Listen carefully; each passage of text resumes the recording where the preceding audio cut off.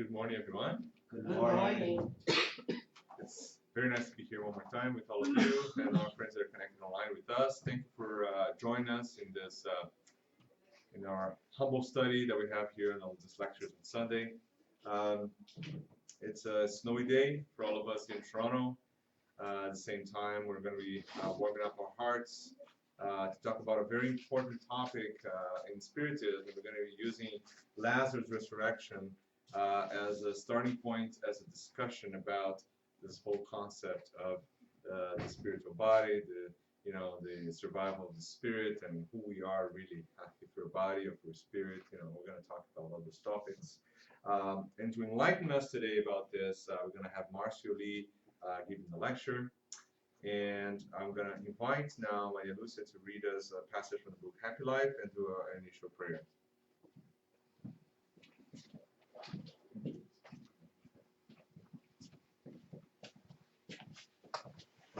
Good morning. Good morning. Good morning. Just a minute. Yeah. Vocês conhecem aqui? Doesn't matter. Doesn't matter. It works. Each one works. I think we're supposed to read this one. Yes. So this is a passage from the book Happy Life by Joana de Angelis to Demilian Vivaldo Franco.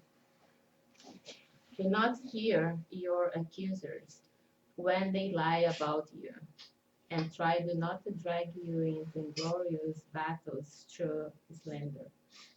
When you are accused of something that's true, thank God for the opportunity of making up for it in time and reestablishing, rehabilitating yourself for your own good. It is always best to make amends for an error while the victim is still within reach. Every debt delayed across interest, and it is thus harder to pay off.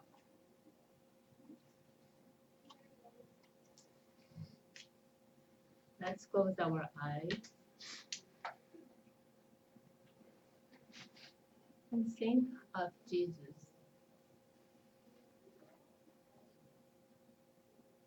And thank him for all the lessons, for all the examples that he brought to us, so we could understand better our life here while on earth and the pathway to the divine kingdom.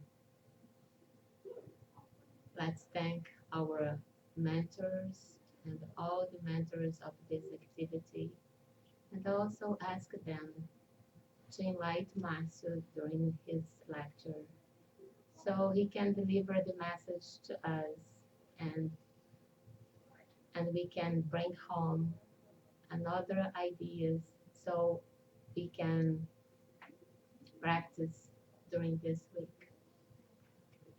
And so be it.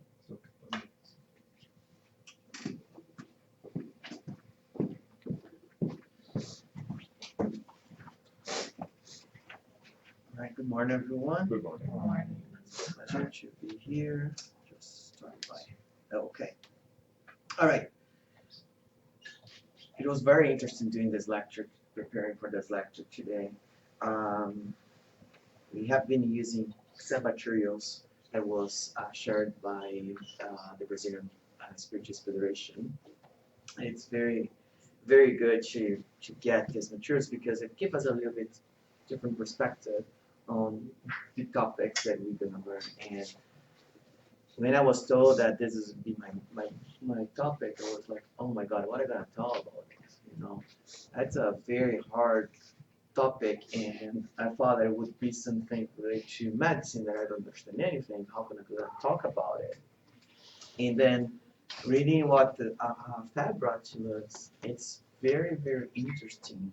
And although if you read the Bible, the Gospel of today, it will seems like if what happened with Lazarus was a miracle, right? So what we're gonna discuss a little bit today is this really a miracle? Is this really happen? What exactly happened at that time, right? and we need to take this in consideration, what happened and what time that it was happening, right? 2,000 years ago, the science was completely different from what you know today, right? And whatever we don't understand, we tend to say, oh, it's a miracle, right? It's something extraordinary that happened, and we take that as a miracle or something fabulous that happens. Okay, so we're going to start with this verse on the gospel, right? That says, after he had said this, he went on to tell them, the apostles, our friend Lazarus has fallen asleep, but I'm going there to wake him up. So one of the things that as everybody has been studying spiritism for a while knows, that when we say about this passage that he was not really dead, right? That we know that we cannot bring someone back. So it's interesting, even in the Bible, when the John, this is the Gospel of John, when John described it, he already put the words that Jesus said it was fallen asleep. He didn't say it was dead. Jesus already saying that he's not really dead, right? But for the knowledge that the people have at that time, as I mentioned before, you have to consider what they knew at that point. For them, they were Lazarus was dead, right? He has no, he couldn't communicate. They couldn't wake him up, so he was dead. He was in that state of lethargy for a while, and so they consider him dead, right?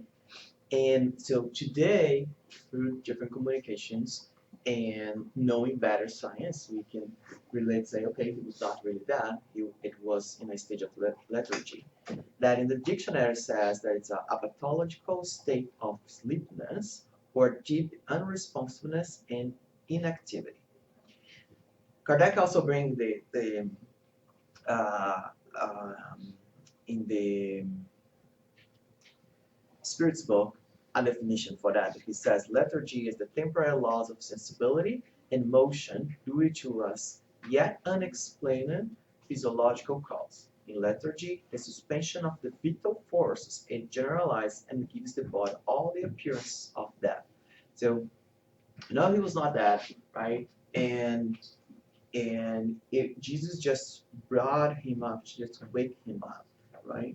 And in the Spirit's book says, on the question 423, in the state of lethargy, can the spirit separate itself entirely from the body in such a way as to give the body all the appearances of death and then return to it?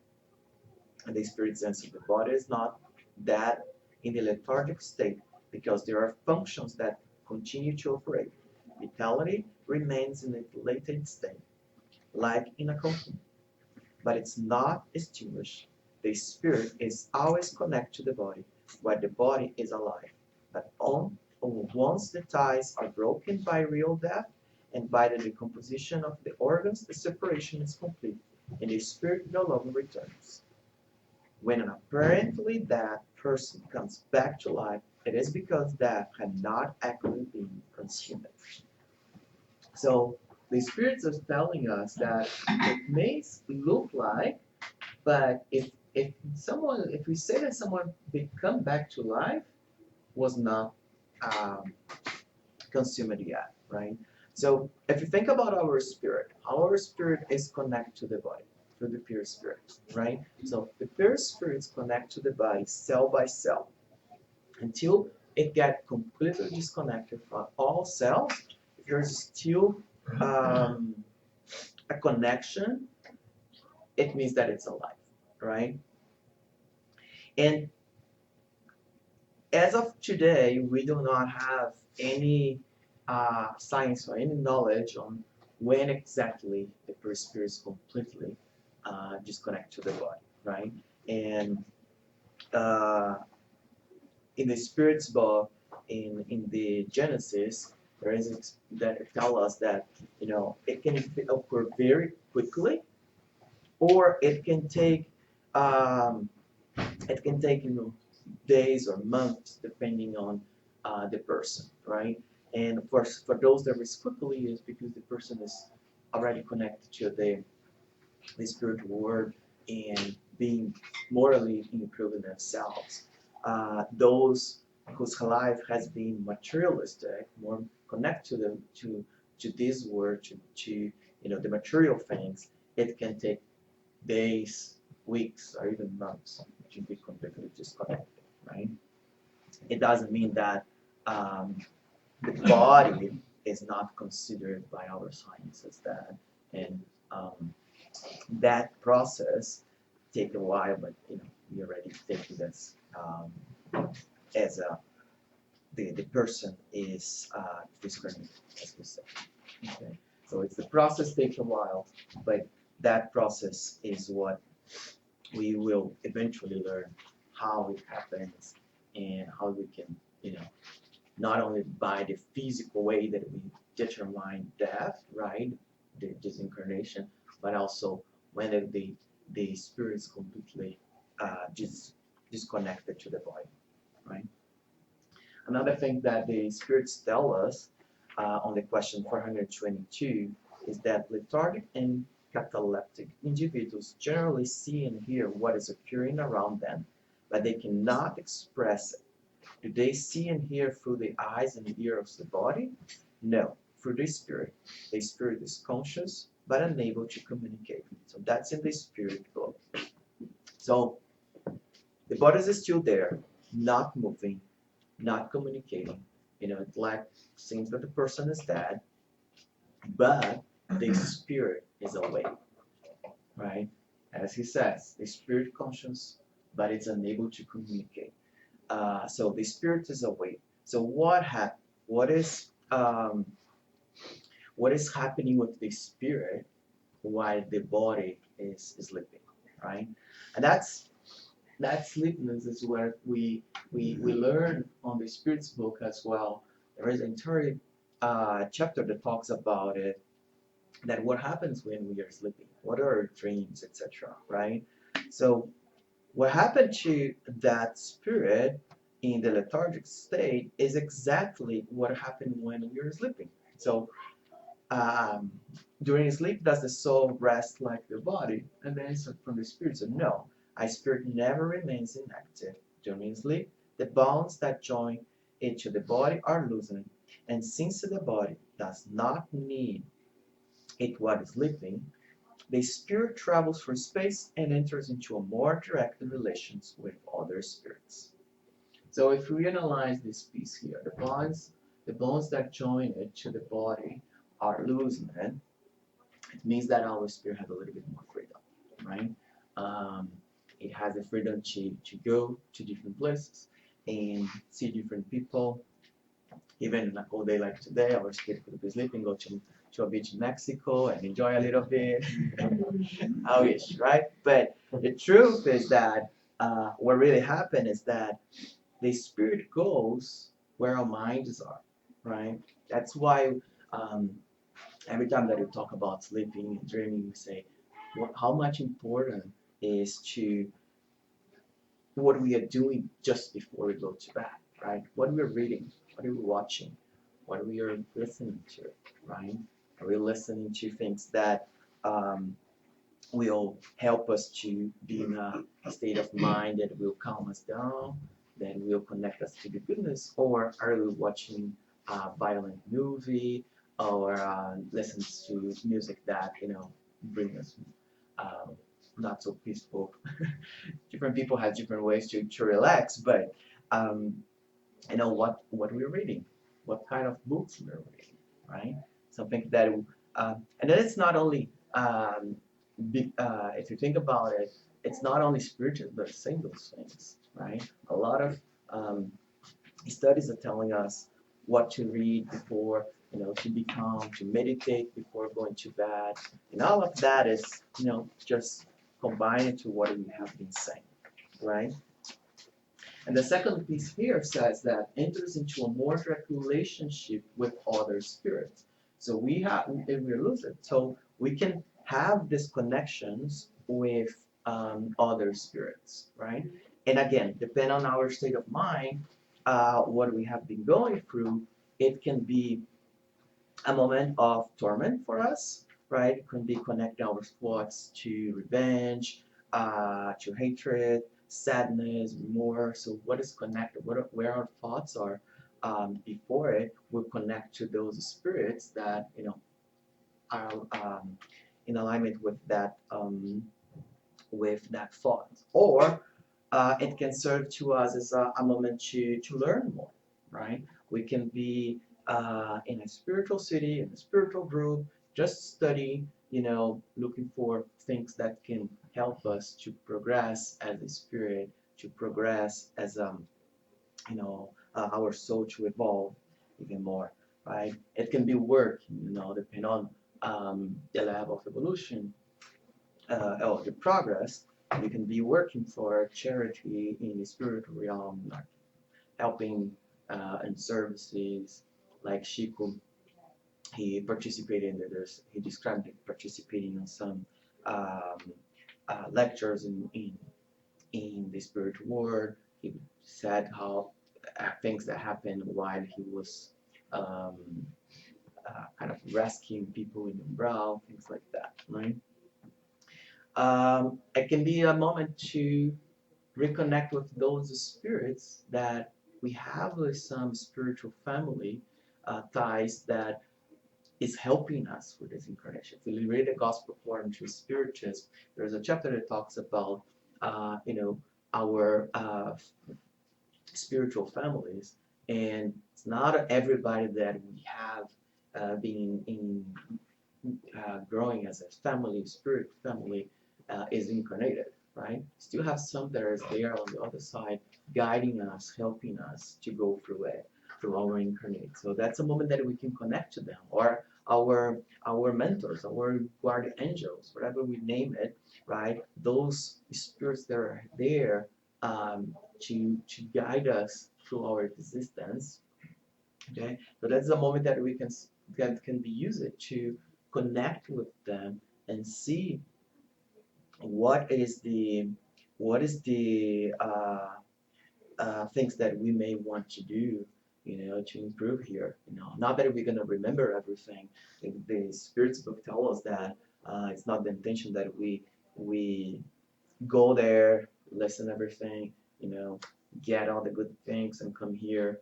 Oh, I remember I talked with my mentor, and this is what I have to do. No, it will inspire us when we wake up. We may have an idea, not always connect to the dreams, or even sometimes we don't even remember the dream. We just come up with that great idea, right? That I think that's a great idea. That could be just connection with our mentors. So that moment for Lazarus was exactly that. He could take this opportunity as a spirit to learn, to connect, to change the attitude that he used to have, right? Back to the Gospel of John, on the verse 21, it says, Lord, Martha said to Jesus, if you had been here, my brother would not have died. But I know that even now, God will give you whatever you ask. Jesus said to her, your brother will rise again.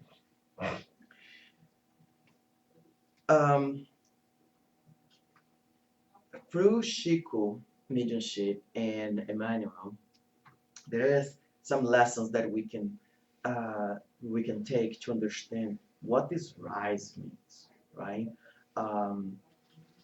And how can we take that into our lives, right? So today we're not gonna talk about the mechanisms of how Jesus make that happen. That's not the intention, even because I have no knowledge on that. I'm terrible on those parts. But what we're gonna talk here is what this rise could mean for us as we evolve as a spirit. How can we can rise uh, every day, right? So very quickly on the Genesis, it brings us that as long as the last tree has not been yet broken, the spirit can, whether by an energetic action of its own will or whether by equally powerful outside fluid influx be called back to the body. So someone in coma, right, has been in coma for a while, and then out of the sun, the person wake up, right? It could be a will, the own will of the person. Right, I got it. Let me go back, right? But in the case of Lazarus, we know already that he was not dead. So Jesus, at that point, knowing how to manipulate the energy, knowing how to give this outside fluid influx into Lazarus could help him to rise again as a body, right? And what happened next is that the way that the resurrection happened, right? It's not really about the body, right? Because we know now he was not dead. So the resurrection here is something else. And in the book Vinha de Luz, unfortunately translated says, a gesture that has become a powerful symbol, we know today that the Lord raised us everywhere in the varied spheres of life. So the Lord raised us everywhere. So we are not talking about raising people from the dead, right? What we're talking about is getting out of our own darkness, right?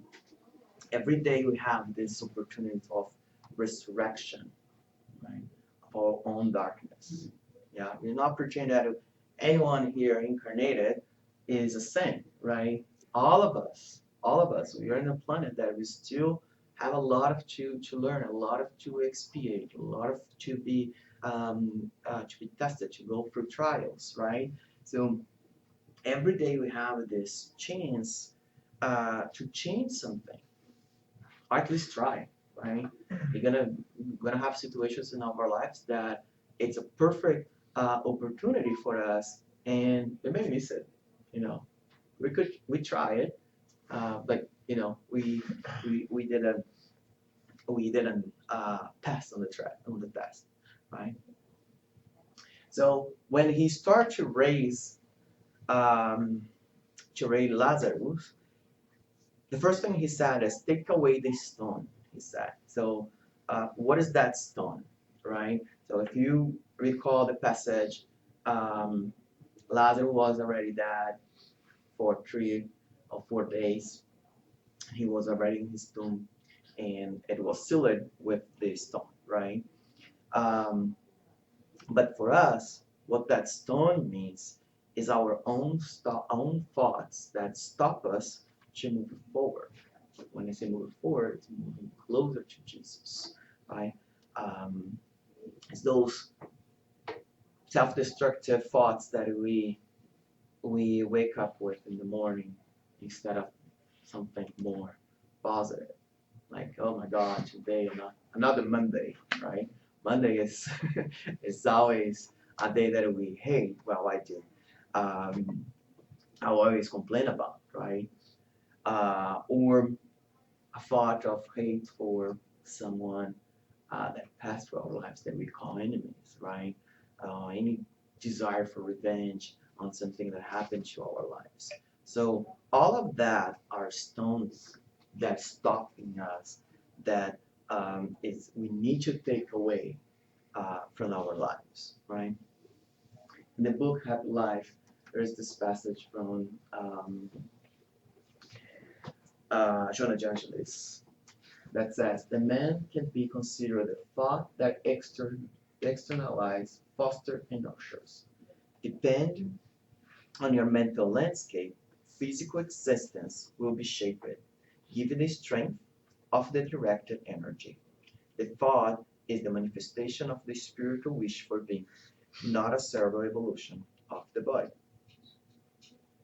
As the spirit is the agent of life in the intricate panels of your mind, ideas originate, which are manifested through brain impulses, whose sensors capture the thinking wave and transform it, giving it the expression and form that cover the content that it contains, become a carrier.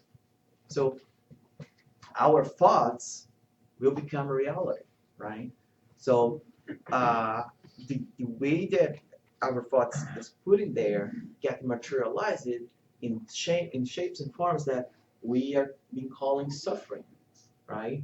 So we need to start removing those stones from our lives. We need to start to realize our thoughts. They, start to pay attention to what we have been thinking to get that removed from our way, right?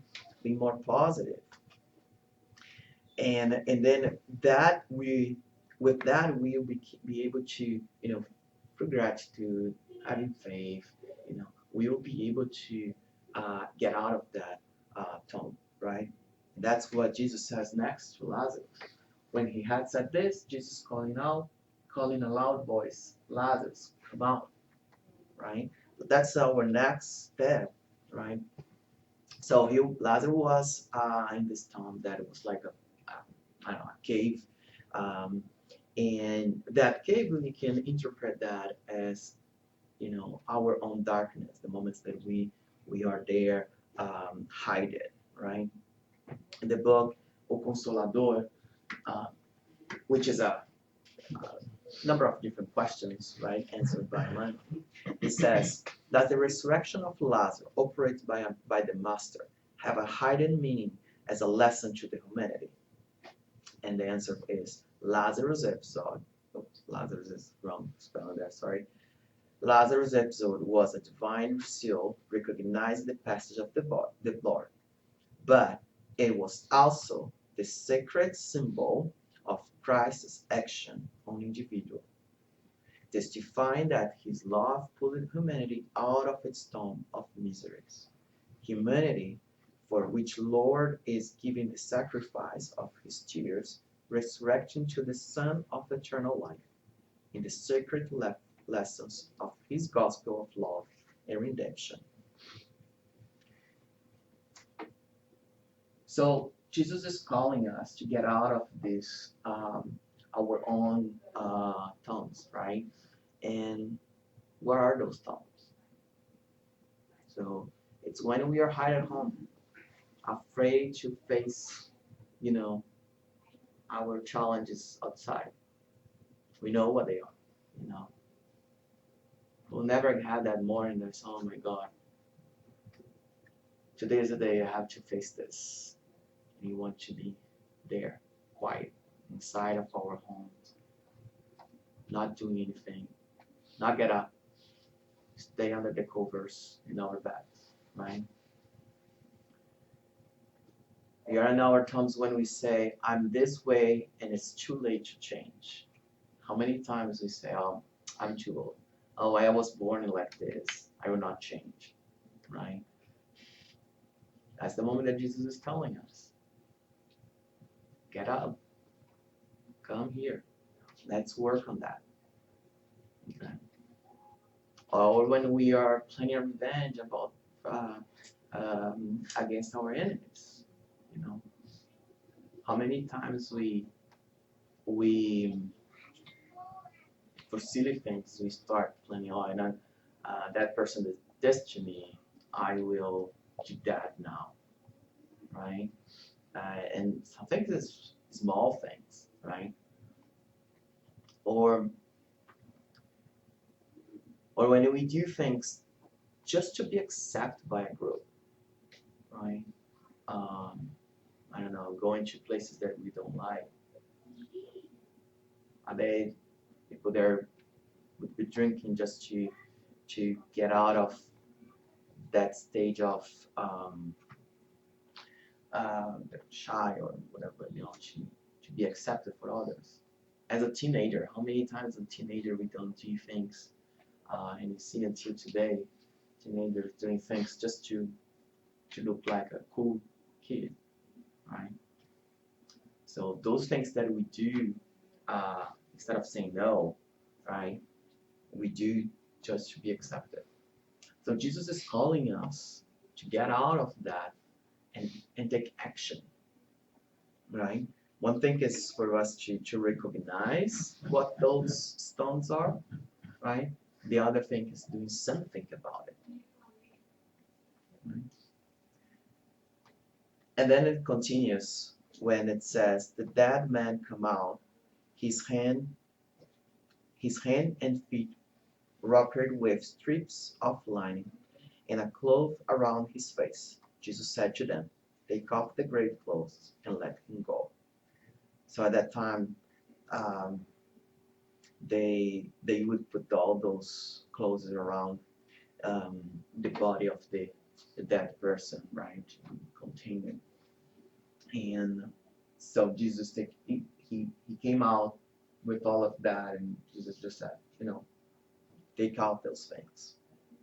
And in the book, the way, the truth, and the life, Emmanuel says, people's lives are invaluable because Christ allows them to unbind themselves from their criminal links with the past, allowing them to return once again to the fountains of human life in order to rebuild and sanctify ties of their spiritual destinies by means of the supreme gift of starting all over again. So what Emmanuel wants to tell us here is when he says, oops, sorry guys. When he says, unbind themselves from their criminal links with the past, this is all about forgiveness, right? First of all, forgiving ourselves. I think that's one thing that many times we bring it here, right? About forgiving ourselves, right? It's easy for other people to forgive us, but it's very hard for us to forgive ourselves. So, and when we say forgiving ourselves, it doesn't mean take out the responsibility of that, right? I did something to Marco, and yeah, he'd say, yes, I did. And I cannot just say, yeah, I know, I did this. So be it, right? There's nothing that I can do now. Well, there's a lot of things that I can do. First of all, I can ask for apologies there, right? That's one step. What else I can do? Depending on what I did, of course, if I have killed him, I couldn't bring him back. But a lot of things I could try to compensate, right? So it's not forgiving ourselves doesn't take the responsibility to do something about it, right? Second, it's about forgiving others, right? So we need to start forgiving others in the same way that we want to be forgiven, right? And that forgiveness will, from both sides, the two spirits involved on that, or the group of spirits involved on that criminal link of the past, it will start to be broken, those links. Okay. Because it says here, return us again to the fountains of the human life. And what he's saying is that we forgive, and then both parties, both spirits or both groups can start over, right? Until that link get completely solved, right? The two groups, the two spirits will be always connected somehow, right? And then we'll stopping them to start and do something different. And that's when we start to rebuild and sanctify the ties, right? So if you think about two people that are two spirits that have a hate connection between them, what is that? That connection is the same type of connection that we have when we love each other. If I have something related to Mark that I hate him, and I have something with Fabio that we very well connect very well. We have love between us. The type of connection is exactly the same. You know, the way that things get connected is just the reasons are different. Like, I don't know if I'm translating this correctly, but the way that Chico used to say that um, hate is a diseased love. You know, it's the same thing that is love that we need. It's a disease that we need to to find a cure, right? So, like any other disease, right? What do we do when someone is sick? We look for the cure of that sickness, right, and disease. So we need to, considering hate, love that is sick, we need to look, how can I cure that hate? How can I change that, right? So that's what we need to do with that sentiment of hate for someone else. We need to change that, right? And then forgiveness, you know, do something for that person. There's this famous story about Chico that his neighbor uh, killed for some reason. I don't remember exactly what was happening to the dog, but she she put his dog to sleep, uh, and he was very sad about it because he really liked that dog. And then Emmanuel told him, you know, if you want to uh, get out of this energy, you better do something. Learn what she wants the most, and buy that for her and give it to her as a gift, you know. And what he wanted the most was a swing machine, and then he bought it. That it was very expensive for him, you know. And but he worked, he saved money, and he gave it back to him. And then the moment that he gave that to her, he felt the love, and that changed the way that they were treating each other. He was treating her, right? Um, so that's what we have to do. What we can do to fix that, right? In the in the book O Reformador, it brings us that this part that says, if someone therefore has fallen into the path of evil before you, help him to recover for good. However, besides, it is also necessary to unleash it from any constraints and let it go.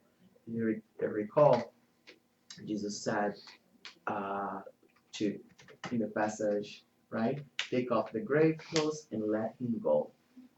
So what that letting him go is necessary. So once we forgive, we need to let that go. It's what happened is that the person will be allowed to start over, right? We're giving that opportunity for the other person, and um,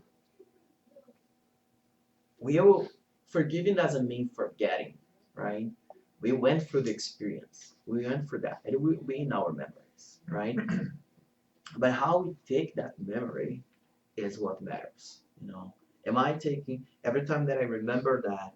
Am I remembering that with sadness, with hate, or I'm remembering that as a lesson to myself, right? And let the other person, live their own lives, right? Their other person lives. That that takes every when we forgive, it's good for us and it's good for the other person, right? The other person have the relief of that. And the same way that we said that forgiveness, when we forgive ourselves, doesn't take our responsibility, it doesn't take the responsibility for the other person either, right? Whatever the other person did against us, we will, the moment that we forgive, that person will need to correct that somehow, right? The consequences will be there, right? But it's not on us to be pointing out and try to make that person pay for it, right? It will happen at that time the way that God believed that's the best way for that to happen, right? But knowing that that person was forgiven,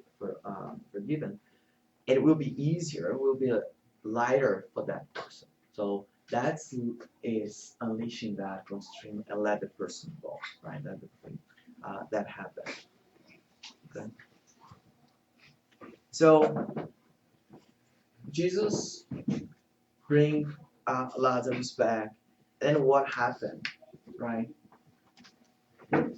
Um, in the book Lazarus Redivivo, it says that Lazarus looked at the situation in surprise. What was that situation? He went back to the synagogue where he has all his friends and people that he was used to be around, etc. And start to say, hey, I'm here, I'm alive. Look what Jesus did to me. But what happened was that what childhood friend sharing anathemas described he admired with sincere appreciation, spitting heartful words. So he was people that he thought that was his friends start to be against him. You know, tell him, you shouldn't be here. You are that. This is crazy. Get out of here. You know, and so he didn't feel the love that he would expect just because he has changed it, right? And and that's okay. Not everybody will be on have the same understanding, the same willingness to change, or the same um, vibration of that, right? And that will gonna happen when we start to get out of our toms and do something about it. We're gonna have people that we thought that it was close to our friends, and we and they will not understand, right? They will not change their behaviors because we change it, right? So um, I don't know if you have if we are all here gossiping, and then I don't know, Raphael start to say, gossip is nothing. It's something that I don't like. It's not nice. And say, well, come on, so nice to be talking about other people, right? So we will start to judging Raphael on the way that he is not gossiping anymore, right? But what happened is that um, in the same passage, later says the reason one from the Tanya, Lazarus, detached himself from the disrespectful hands that held him back. So those people that was holding him back in this sense, you can also take that, you know, he was, they were physically holding him, right? But if you think about how many times we get held back on behaviors that we want to change because of the people around us, right? And restored his clothes in front and took the path for the humble residence of Simon Peter, where the new brothers sharing in brotherly love and living faith. So he found new friends, new people that would be more connected to his bonds, you know. And what we're saying here, guys, is not to say, you know, stop doing whatever you're doing. Don't be friends with the people that are your friends of. It's not that the intention, right? It's just for us to understand that not everybody will be uh, in the same vibration and with the same intention that we are. Especially when we think about the family, right? If you remember the passage of Jesus when he is among other people and someone tells him, hey, your mother and your brothers are here. And he says, who are my brothers and my sister? You guys who have the same um, line of thoughts and the same vibration that I am, who is doing goodness, are my brothers and sisters. It doesn't mean that Jesus don't didn't like his mother or brothers, right? Doesn't mean that he was rejecting her. It's the opposite. If you go to the Gospel according to Spiritism, we explain that there was a lesson to the people at that time, but he loved his mother. In the book Boa Nova, has a beautiful passage at the last chapter that talks about Mary's disincarnation when Jesus go there and receive her, right? So It proves that Jesus was not ignoring, not saying that Mary was not a good spirit helping him, right? So that's not what it's intended here, guys. I want to make that clear because maybe we're gonna find that in our families, people that is not really thinking the same way that we think, right? But it doesn't mean that we don't need to talk. We shouldn't be talking with them anymore, right? And I remember when I started Spiritism, I was so excited about it, and I thought that it was no, this is beautiful, this is amazing, and I want everybody to understand it. And I started talking with my family, and some of them were like, "Yeah, I understand, but I I still prefer this other religion." I say, well, "How come? No, no, no, come to Spiritism." And then I had, through my own process, I had to understand and respect their own choices as well. I'm not saying that Spiritism is better than another religion, because we all know that the better religion to each person is that make the person better, right? There is goodness in all religions. Um, is the problem is when the people that may lead them, and that could even happen in spiritual, right? How many mediums we know that um, go in a different path? Um, it could happen anywhere. Anyhow, what I want to say is we're gonna find, we're gonna have find those spirits, or those incarnated spirits, those friends that we will connect because they are in the same vibration that we are, right? So to finish, I want to finish with these three things that summarize two things: watch and pray, right? And that sentence that we listen all the time, that really summarize the passage when you're not taking this as resurrection of our bodies, but the resurrection that we have every day, right? That we can, through positive thoughts, gratitude, and faith, remove those stones from our way. Through forgiveness and charity, we are receiving the call from Jesus, from God, to do something, to act, right? And finally, praying that will help us. Praying, spiritual studies, gospel armor, just to name a few. But there's many different other ways to be connected um, to God and to Jesus, and then to our mentors, or angels, to help us to go through this life. It's this transformation that Jesus invites us every morning when we wake up. Whatever time we wake up, 5 a.m., 10 a.m., doesn't matter.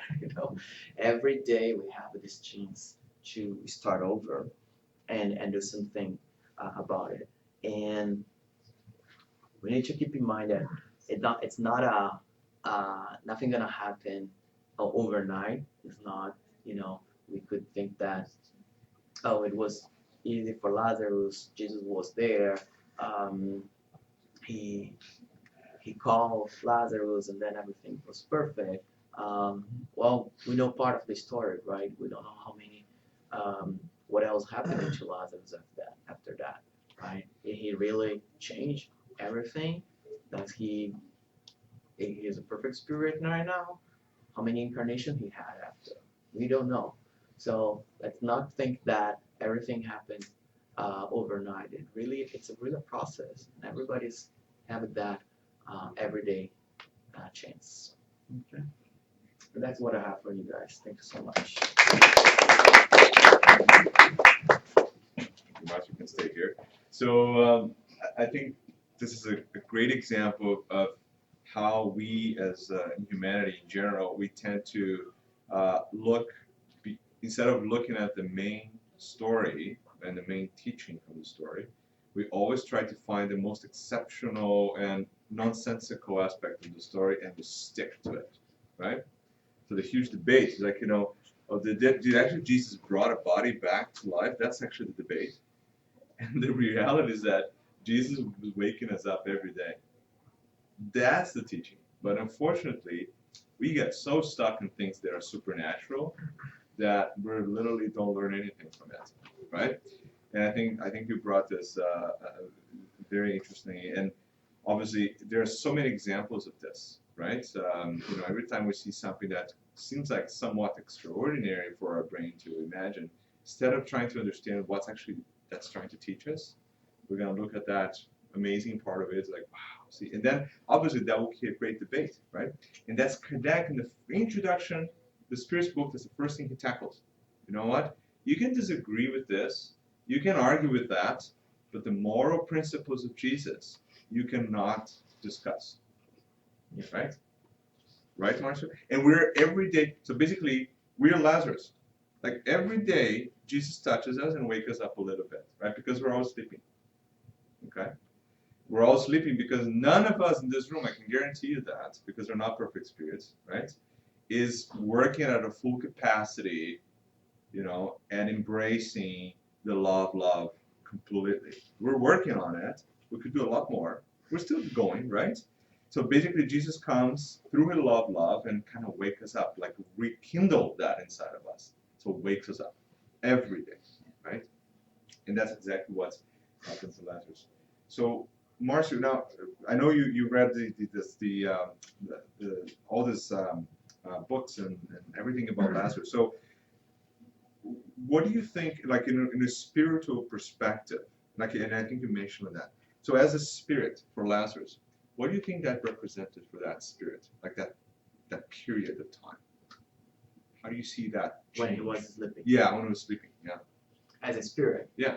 I think what I took from that was that he has the chance to have a bigger understanding as a spirit, right? As he has the freedom of this life, he could get in touch of other things and connect in different levels, with Jesus' teachings, the spiritual world, and understand a little bit more on what he's doing there, what he should do differently, and wake up on that sense.